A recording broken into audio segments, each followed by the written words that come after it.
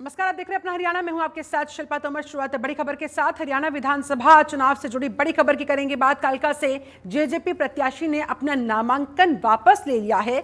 बलबीर सैनी ने अपना नामांकन वापस ले लिया और अब जानकारी ये कि बीजेपी में शामिल होंगे बलबीर सैनी, जो जेजेपी की तरफ से मैदान में उतरे थे। कालका सीट से उन्होंने नामांकन भी भर दिया था, लेकिन अब फिलहाल ये बड़ी जानकारी, बड़ा अपडेट निकलकर सामने आ रहा है कि उन्होंने अपना नामांकन भी वापस लिया है और खबरें इस तरह की भी है कि वो अब बीजेपी में शामिल होने वाले हैं। बलबीर सैनी, ये बड़ा नाम जो अभी फिलहाल जेजेपी की तरफ से इस सीट से उतरे थे, चुनावी अखाड़े में तैयारियों के साथ उन्होंने नामांकन भी भर दिया था। कालका सीट की हम बात कर रहे हैं। जेजेपी प्रत्याशी के तौर पर उन्होंने नामांकन भरा था, लेकिन अब बलबीर सैनी ने नामांकन तो वापस ले ही लिया है। कहा जा रहा है कि जेजेपी को छोड़कर अब वो बीजेपी में शामिल होने वाले हैं। ये बड़ी खबर, बड़ी जानकारी कालका सीट से जुड़ी हुई, हरियाणा विधानसभा चुनाव से जुड़ी हुई आपके सामने। तो फिलहाल दल बदलने का सिलसिला भी जारी है और देखिए, नामांकन तक भर चुके प्रत्याशी नामांकन भी वापस ले रहे हैं और दल बदलने की बात भी सामने आ रही है। ऐसे में फिलहाल ये नाम कालका सीट से बलबीर सैनी का, जिन्होंने जेजेपी से नामांकन भर दिया था, सारी तैयारियां कर ली गई थी। जेजेपी ने विश्वास जताते हुए उनको यहां चुनावी अखाड़े में कालका सीट से ये जिम्मेदारी सौंपी थी, लेकिन फिलहाल उन्होंने जानकारी के मुताबिक नामांकन वापस ले लिया है और अब वो जेजेपी को टाटा बाय बाय करके बीजेपी में भी शामिल होने वाले हैं।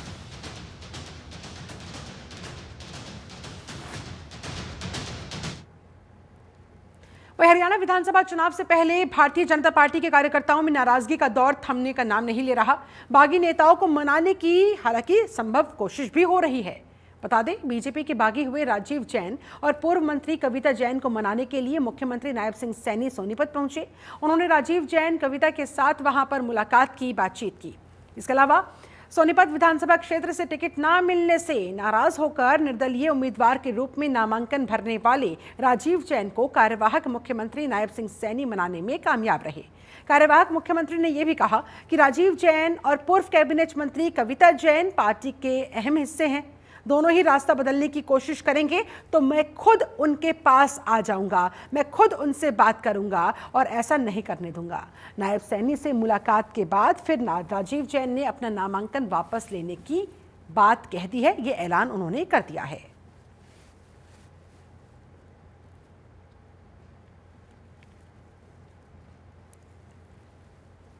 पार्टी का निर्णय होता है, पार्टी ने जो निर्णय किया है उसको सिर माथे के ऊपर राजीव जी और कविता जी ने लिया है।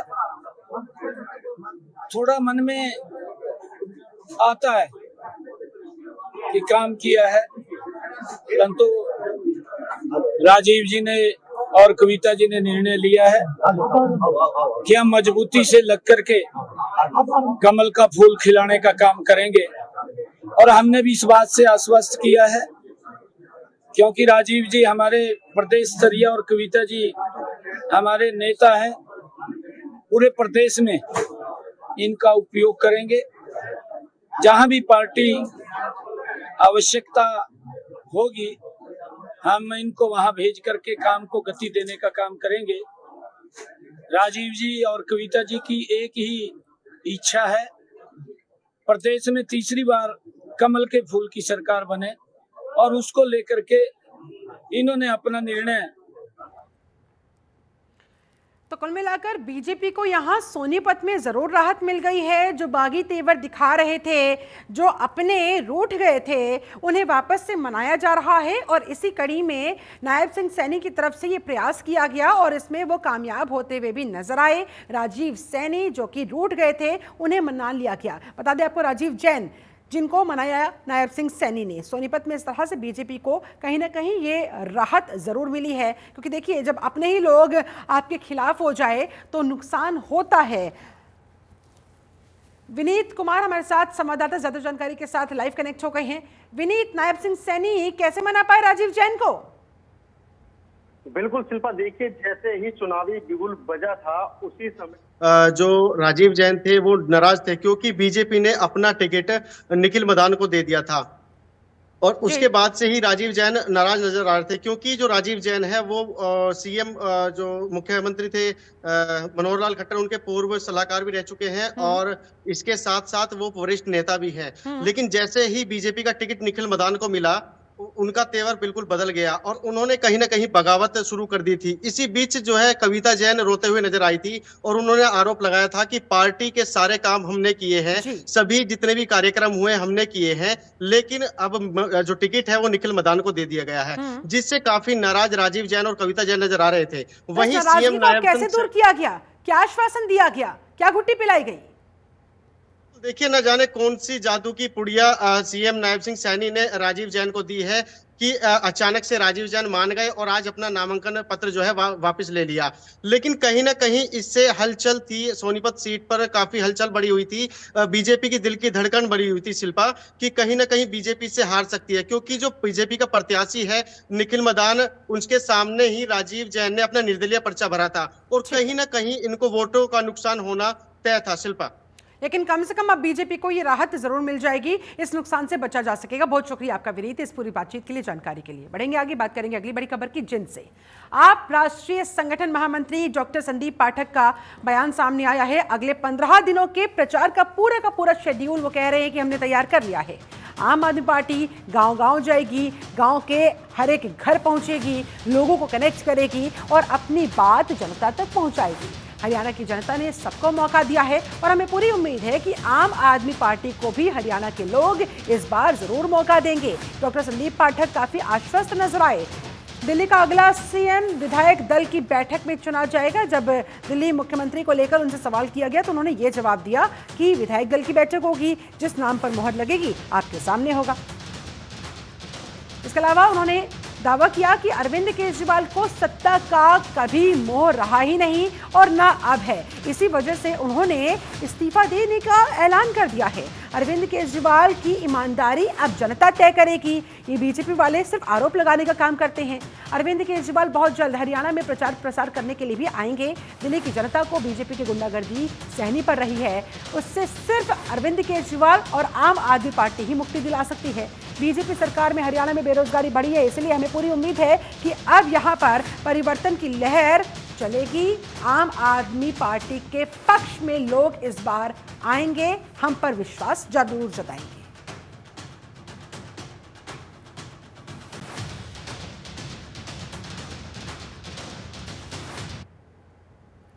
यहाँ पर हमारे सभी जो प्रभारी लगे हैं उनकी मीटिंग थी, तो यहाँ पर कैंपेन के बारे में डिस्कशन हुआ। उनको एजेंडा दिया गया है कि कैसे कैंपेन करना है, क्या क्या करना है।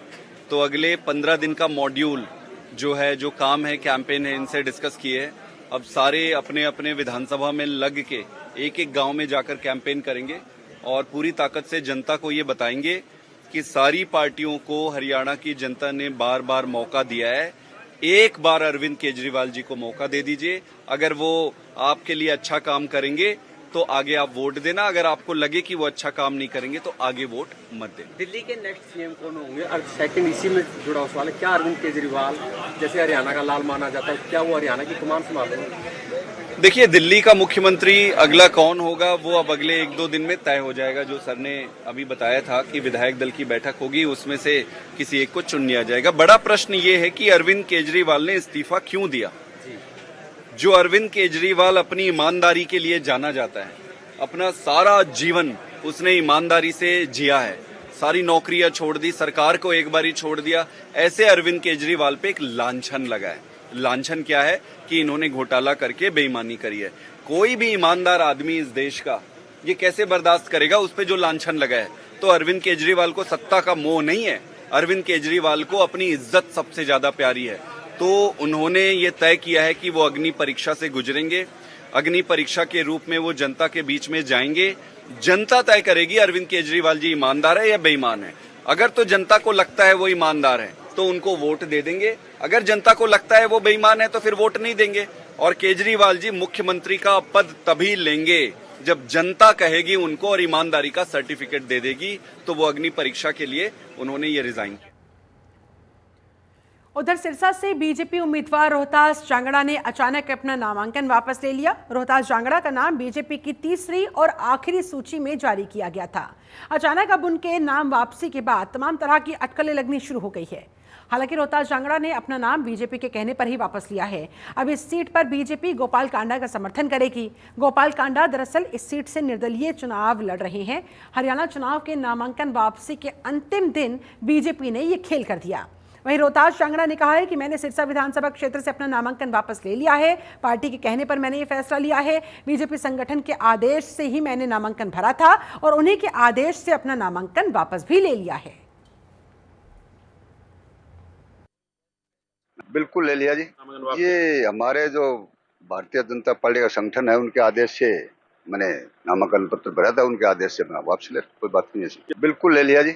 ये हमारे जो भारतीय जनता पार्टी का संगठन है उनके आदेश से मैंने नामांकन पत्र भरा था, उनके आदेश से मैं वापस ले, कोई बात नहीं है। बिल्कुल ले लिया जी।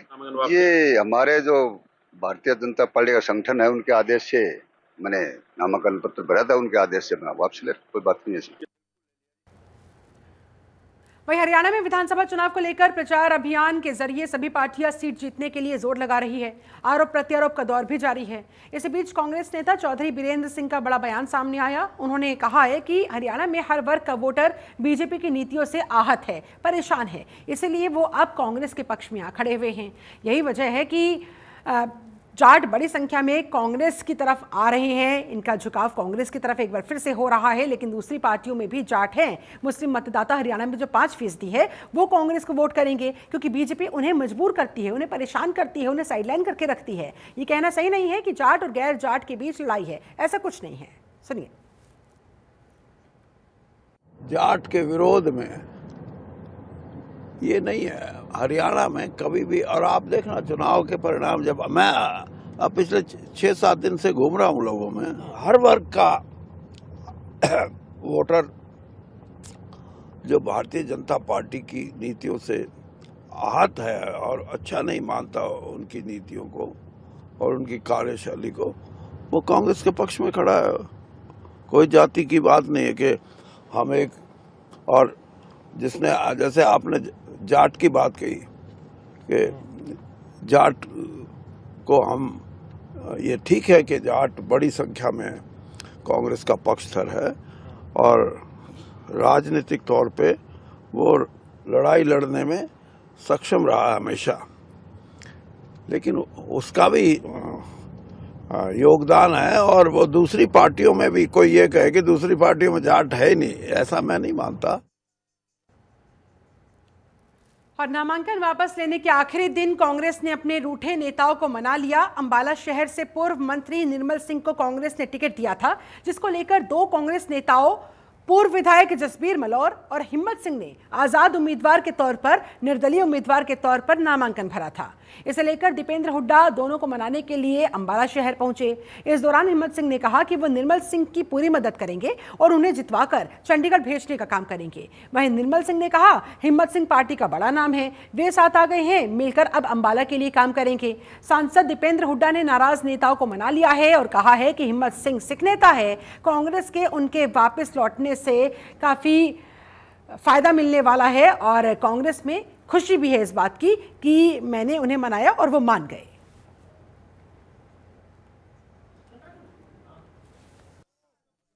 आदरणीय प्रताप बाजवा जी जो स्पेशल ऑब्जर्वर है वो भी यहाँ आए हैं। आदरणीय हरीश चौधरी जी जो मेरे बड़े भाई हैं, पारिवारिक हमारे मेंबर हैं, वो भी यहाँ पधारे हैं। और इनके भरोसे पे मैं चौधरी साहब आपको विश्वास दिलाता हूँ कि आपकी जीत, कांग्रेस पार्टी की जीत यहाँ से 40,000 की होगी, कम से कम 40,000 वोट की जीत होगी। और मैं और हमारे कार्यकर्ता और ये सारी टीम जो है खड़ी है, एकजुट होकर कांग्रेस को यहाँ से जिताएंगे ताकि आदरणीय हुड्डा साहब मुख्यमंत्री हरियाणा के बने और यहाँ के हरियाणा का और अम्बाला का विकास हो। चौधरी साहब आज ही आपको मैं जीत की बहुत बहुत बधाई। दीपेंद्र जी मेरा दोस्त और कांग्रेस के अपोजिशन के लीडर पंजाब से प्रताप बाजवा जी और हरीश जी, इन सब के यहाँ आए, इनको हमने तकलीफ़ दी, लेकिन एक बहुत बड़ा मकसद भी हल हुआ। हिम्मत सिंह जी किसी जो है पूरे कद काठ के लीडर हैं वो भी उम्मीदवार हो सकते थे, लेकिन पार्टी का एक ही जो है चुनाव बंदा लड़ सकता था। तो वैसे हम सब कांग्रेस के आदमी हैं और चौधरी भूपिंदर सिंह हुड्डा के अनुयायी हैं।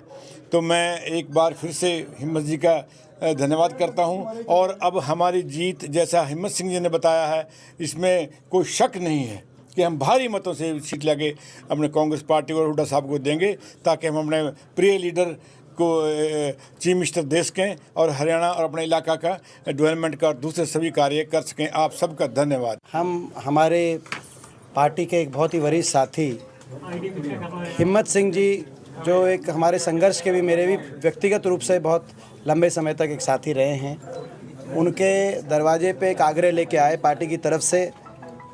हमारे आदरणीय प्रताप सिंह बाजवा जी, हमारे आदरणीय भाई हरीश चौधरी जी और हमारे सांसद वरुण जी और हमारे निर्मल जी, हम लोग सब एक आग्रह लेके आए। हम उनका धन्यवाद करते हैं कि हमारे भाई हिम्मत ने हमारे आग्रह को माना है। ये हमारी पार्टी के लिए एक बहुत बड़ा असेट है। हिम्मत जी ने पार्टी के लिए बहुत अपना योगदान दिया है, बड़ी भूमिका रही है, चाहे वो यूथ कांग्रेस के माध्यम से हो, चाहे वो उसके बाद जो हमारे पार्टी के जो पिछले कई वर्षों में जो सारे कार्यक्रम हुए, आंदोलन हुए हैं, हर जगह इनका योगदान रहा है।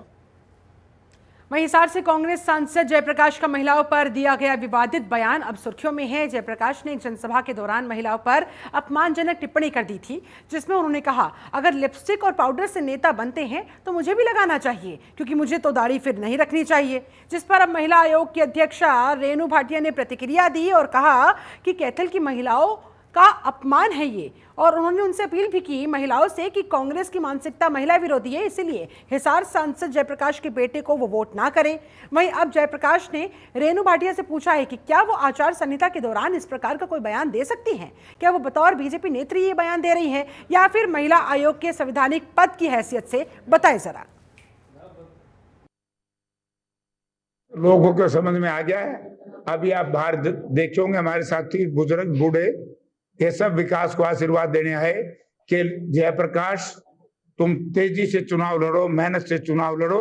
असलियत हमारे सामने आ गई है, इसके पीछे कौन है, इनकी मनसा क्या थी, और ये जो इनके पीछे हैं इस सारे ड्रामे के, और जो उनकी मनसा है, आज पहली बार नहीं, पूरा लोकसभा का चुनाव जेजेपी की उम्मीदवार मेरे साथ बदतमीजी कर दी, मेरे साथ न्यू कराया नाम जेपी का, उनके बेटे भी मेरे खिलाफ प्रेस कॉन्फ्रेंस करें।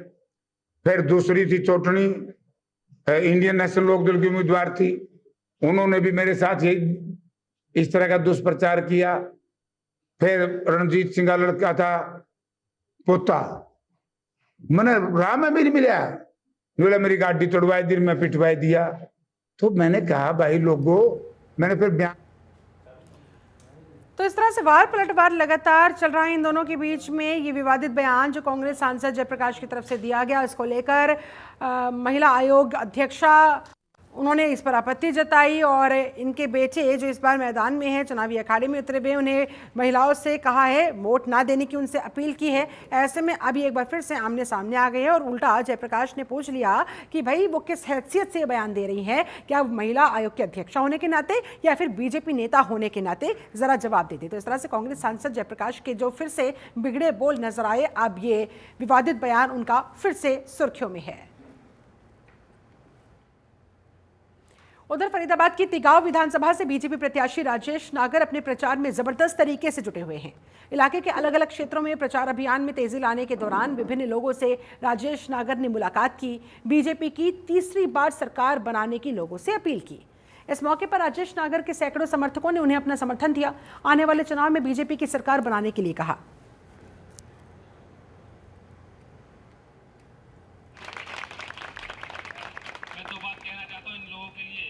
तरह खड़ा रहा और हमेशा आगे भी खड़ा रहूंगा।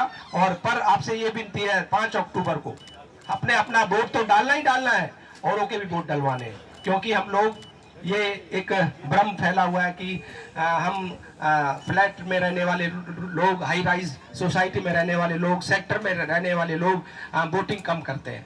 पर आपको अपने वोट का, मतदान का प्रयोग जरूर करना है, अपनी वोट भी डालनी है, डलवानी भी है। क्योंकि आप जो मतदान जो आप करोगे वो हमारे लिए एक मार्जिन हमारा उसका बढ़ता है। कई बार हमारे लोग ये सोचते हैं कि मेरी एक वोट से क्या फर्क पड़ेगा, वो आउटिंग पे चले जाते हैं, हॉलीडे मना लेते हैं, छुट्टी मना लेते हैं, पर ऐसे ही सब एक एक करके एक वोट से बहुत फर्क पड़ जाता है। आपने अपनी वोट डालनी है, सुबह उठते ही 5 तारीख को पूजा पाठ जो भी आप अपना करते हैं करके पहले मतदान फिर जलपान। तो आप लोग सब मुझे दोनों हाथ ऊपर खड़ा करके विश्वास दिलाएंगे, सब वोट अपनी डालेंगे औरों की भी डलवाएंगे, कोई रहे ना एक भी आदमी, हमारी 100% पोलिंग होनी।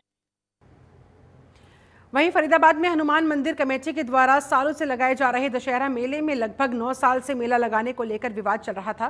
पूर्व विधायक और पूर्व शिक्षा मंत्री सीमा द्वारा इस मेले में हस्तक्षेप करने के गंभीर आरोप लगे थे। इसी के चलते पिछले 3 सालों से मेला जिला प्रशासन द्वारा ही लगाया जा रहा था, लेकिन अब सीमा त्रिखा की टिकट कटने के बाद हनुमान मंदिर कमेटी के सदस्यों में खुशी की लहर है। बता दें आपको, एनआईटी फरीदाबाद के 1 नंबर स्थित हनुमान मंदिर में कांग्रेस के प्रत्याशी विजय प्रताप द्वारा मंदिर में पूजा पाठ कर बांस काटने की प्रथा को पूरा किया गया, जिसके बाद दशहरा मेला कमेटी के सदस्य ढोल नगाड़ों के साथ वहां पर जमकर थिरकते हुए नजर आए। दशहरा कमेटी के सदस्य जगदीश भाटिया और सनी ने ये कहा है कि लगभग पिछले 9 सालों से ये मेला राजनीतिक हस्तक्षेप की वजह से विवादों में चलता आ रहा था और पिछले लगभग 3 सालों से मेले को जिला प्रशासन द्वारा आयोजित किया जा रहा था, जबकि इस बार इस मेले को अब हम लोग हैंडल करेंगे। और ये शुभारंभ के दौरान की तस्वीरें देखिए आपके सामने। तो 9 साल से लगातार विवाद चलता आ रहा था, लेकिन 10 साल के बाद वनवास के बाद अब यहाँ पर दशहरा मनाया जाएगा। बांस काटकर बकायदा इस मेले का शुभारंभ किया गया। हनुमान जी ने सुन ली है, सरकार हमारी बनेगी तो इस बार का दशहरा हमारा सिद्धपीठ हनुमान मंदिर, ये संस्था जो हमारी है इसी के नाम से दशहरा ग्राउंड है, ये ही दशहरा मनाएगी।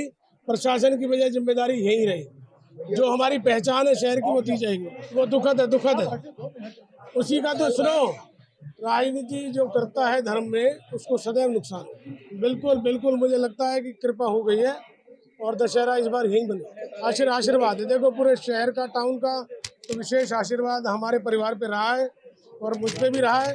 तो मैं तहे दिल पहले तो मैं भगवान राम जी से प्रार्थना करूंगा कि ये दशहरा निर्विघ्न पूरा हो, और मेरे को पूरी उम्मीद है इस बार 9 साल बाद दशहरा दोबारा फिर मनाया जा रहा है। दशहरा मैदान के अंदर सबको मुबारकबाद देता हूँ। पहले जो हमारी ये पूरी टीम लगी हुई थी 10 साल से, ये 10 साल का जो हमारा एक वनवास मान लो वो खत्म हुआ है, क्योंकि हमारी जो सभी सीमाएं थी, सीमा समाप्त हो चुकी है और नया आरंभ अब विजय का हो रहा है। तो अब जो विजय का आरंभ हो रहा है तो हम बहुत ही शानदार, जो हर वर्ष दशहरा मनाते थे वो दशहरा मनाएंगे। जो भी सुंदर झांकियां, जैसे भी हमारी 70 साल से प्रथा चलती आ रही थी, दशहरे में वही प्रथा दोबारा कायम होगी। उसके लिए मैं अपने सभी पंजाबी भाइयों का, सभी शहरवासियों का, खासकर मीडिया वालों का धन्यवाद करना चाहूंगा कि उन्होंने हाथ। चलिए इसी के साथ अपना हरियाणा में फिलहाल बस इतना ही। बने रहे जनतंत्र टीवी के साथ। नमस्कार।